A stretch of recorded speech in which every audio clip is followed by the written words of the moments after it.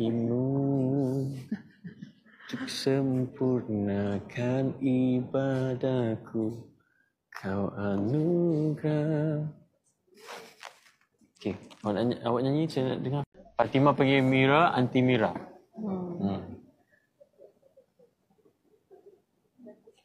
Okey. Showcase jadi.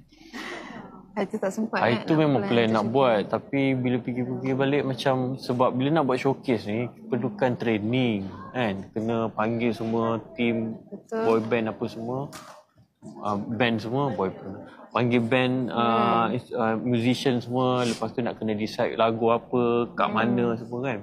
Benda tu memerlukan prep yang panjang untuk kita orang yang agak sibuk, lepas tu nak kahwin lagi kan.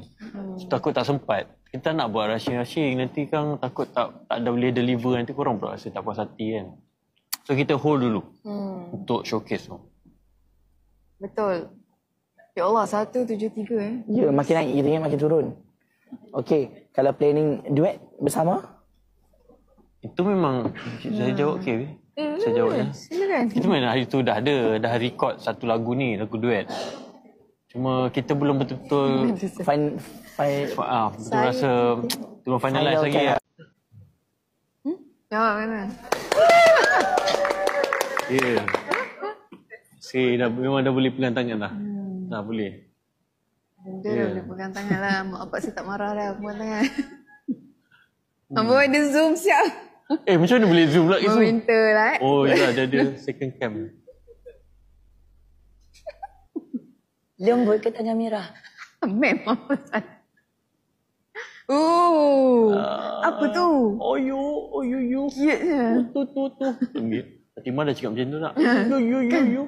Komen. Gitu. Oh ni. Ni. Suka Ipan kau tengok ni. Okey. 137,000. Tak apalah, kita posing dululah. Kan? Kita nak menjual tapi tak apalah. Kita posing Tak dulu. nak jual ke tengah ramai ni. Mem. Dia tengah nervous.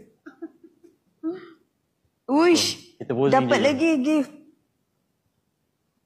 Uish. Terima kasih. Ya Allah, banyaknya. Acap bagi Jual apa? Kita belum menjual lagi. Sabar jap. Kita Masya Allah, banyaknya tengah teruja ni tengok korang. Tengah speechless ni tengok korang semua join live malam ni. Kita pun tak sangka ramai sangat tengok malam ni. Rezeki pengantin baru dia cakap. Terima kasih banyak yang semua yang join live ni. Yang bagi-bagi game ni, ya Allah. Awak pun Saya nervous. pun Sejuk tengah kata. sejuk tangan saya. Dia pun nervous. Saya pun nervous. Zoom. Yang penting pegang tangan. Ya dah halal dah boleh pegang tangan dah. Tak payah jual, duduk.